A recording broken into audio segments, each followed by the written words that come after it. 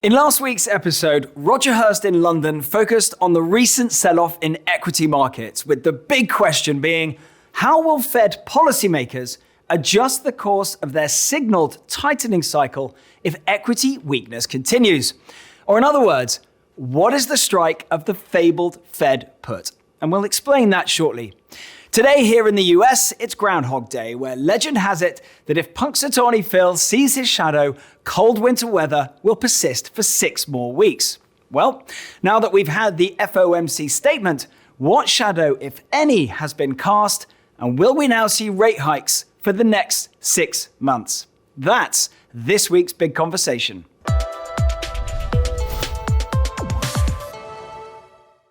At last week's FOMC meeting, the Fed surprised many by holding strong on hawkish policy. So investors learned that the Fed put isn't struck at a measly 10% down from the highs. So this begs the question, how low do markets have to go before the Fed begins to react? And with inflation now public enemy number one, is the equity market really where investors should be looking anyway? After all, if equities continue to bounce higher, then doesn't that give the Fed more room to raise rates faster? Now, I realize that we are talking about many of the same things as Roger did last week, and after all, it is Groundhog Day. But rather than focus on just what is next for equities, we want to focus here on what is next for the real economy and for Fed policy. But before we get too far into the weeds, perhaps we should define what we mean by the Fed put. Prior to 2021, inflation in the US was a distant memory for central bank policymakers, and their decisions were largely driven by their other mandates, namely achieving full employment, moderate long-term interest rates, and what some would argue is their shadow mandate of supporting market prices. Now, it's that last one that investors are often referring to when we talk about the Fed put.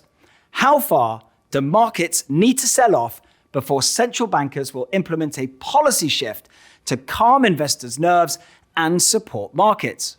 Now, usually the Fed put, or the Fed stepping in to support markets, means a subtle change of messaging rather than literally cutting rates or increasing levels of quantitative easing, especially now given interest rates are at zero. So this time, the exercising of the Fed put would mean a change in their stance on hiking rates in 2022, rather than a cut itself.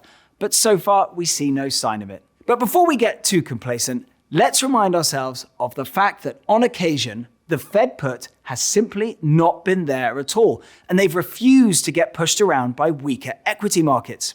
Take 2018, for instance. Equity markets fell almost 20% in Q4, yet the Fed followed through on tightening, hiking the target rate up to 2.5% on December the 20th. In hindsight, this has been largely viewed as a policy mistake, and indeed, the Fed went on to pause its hiking cycle moving forward, eventually cutting rates in the second half of 2019 after economic data started to weaken and equities began to roll over. This, as you might imagine, did the trick, as markets then rallied to close the year up almost 30%. Now, if your memory only goes as far back as 2020, then you might say that the Fed put is more than enough to support equity markets. After all, markets rebounded sharply after the Fed stepped in with moves like record-breaking interest rate cuts and their decision to step into the corporate credit market for the first time ever. But in true bear markets, like in 2000 and 2008, the Fed's decision to be supportive with rate cuts could hardly have been described as stopping the bleeding. In the early 2000s, the Fed began cutting rates aggressively in January of 2001, only to see equity markets fall another 40% before bottoming in 2002. During the GFC, the Fed even began rate cuts and accommodative policy before equity markets peaked. But still, this was not enough to spare the market from an over 50% decline. So point one is that you cannot be sure that the Fed will always step in when markets wobble. Point two is that in true bear markets, the Fed put is not always enough to stop the pain. And point three is that this time it is different. And it's different because now we have inflation. In recent years, it's been easy for investors to fall back on policymakers to support asset prices when they aren't at all concerned with inflation. But now, the Fed's core mandate of price stability is front and center. How much does the reprisal of their role as inflation fighters lower the strike of the Fed put?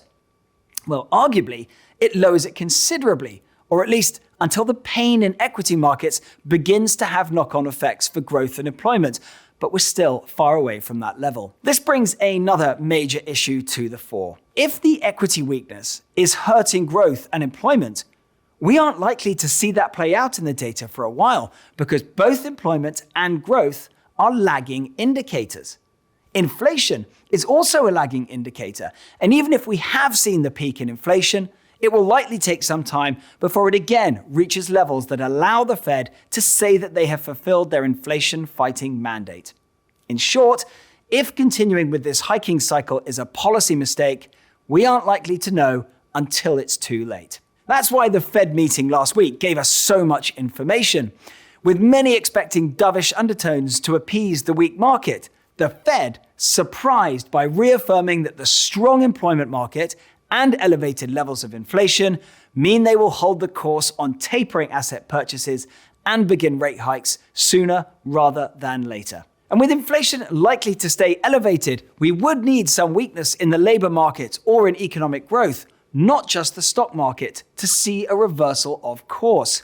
Investors, therefore, should be focused on a few key employment data releases this week. Non-farm payrolls and the employment rate both come out on Friday, with expectations of an additional 153,000 jobs. Now, we've seen some misses on expectations over the past year of releases, but what is most important is that jobs are being added every month.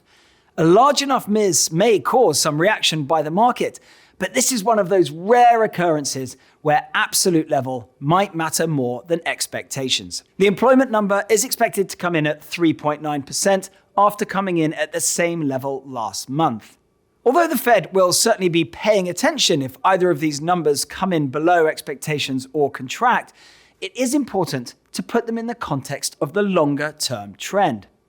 We already highlighted the trend for non-farm payrolls, but the same trend is true for unemployment. With the expectation of the April and July 2021 data releases, where unemployment ticked up a modest 0.1%, we have seen improving numbers for over a year now, with unemployment falling from 6.7% to 3.9%. What this means is that one bad month of unemployment data is unlikely to shift the Fed off course, and so investors need to keep watching these data points throughout 2022. However, should employment weakness persist and inflation remain elevated, at what point does the Fed step away from fighting inflation and start to support growth? Unemployment is 3.9% today, but anything north of 5%, and you have to imagine they react. So with the Fed mostly watching lagging data points and likely needing multiple months of confirming data to signal that economic conditions have weakened, where should investors be looking for more real-time indicators to stay ahead of the Fed and determine if they are indeed hiking into a slowdown? The bond market is one area that investors can turn to, at least for real-time expectations. And there, the yield curve has been flattening. The most important section of the yield curve, 2s, 10s, which tracks the spread between US 10-year Treasury yields and 2-year Treasury yields, is now only 60 basis points, after hitting a local peak of over 150 in March of 2021. We're still a ways from everyone's favorite recession indicator of yield curve inversion, where this 2s, 10s spreads flips to negative as it did in August of 2019, but flattening alone should be monitored as a signal of slowing growth. Another indicator that you can follow is the Atlanta Fed's GDP Now, or Nowcast. GDP Now is not an official forecast of the Atlanta Fed. Rather, it is best viewed as a running estimate of real GDP growth based on available economic data for the current measured quarter. The most recent number, released on January the 28th, corresponding with the estimate for Q1 2022, came in at just 0.1%. Quite a steep drop-off from the final Q4 2021 prediction of 6.5%, which was just 0.4% shy of the actual Q4 2021 number of 6.9%. This means that economic data is already signaling much lower economic growth than we've seen in other previous periods. In the equity market, investors can look at the ratio of industrial stocks to the broader market. In periods where economic growth is strong, you tend to see this ratio rising as these cyclical businesses become the market leaders.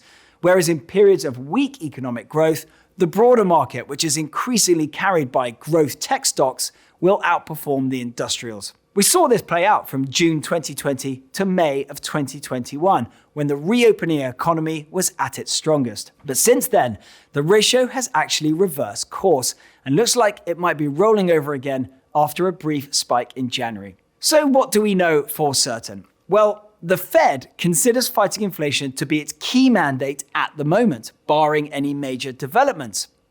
Their asset purchase programs will continue to taper and eventually halt by early March, and the market has now priced in at least 4 hikes in 2022, with a 100% chance of hiking at the next Fed meeting on March 16th. Should employment remain strong and equities not crash, then it would be fair to assume that the expected number of hikes this year will go up, with even some expecting a hike every month from March to December. What is unclear, though, is how persistent inflation will be, how strong the economy and the labor market will be, and whether this recent equity market weakness is a minor correction or the start of something bigger. All of these factors will determine whether we will look back on this tightening cycle as the moment the Fed regained credibility as inflation fighters or as a major policy error. Only time will tell if the equity market has further to fall, but we can look at the alternative data points like yield curves, nowcasts, and the ratio of industrial stocks to the market to determine whether we are tightening into a growth slowdown. Well, that's it for this week's big conversation. If you have any questions about this episode, the economy, or financial markets, please put them in the comments section or send them to tbc@refinitiv.com.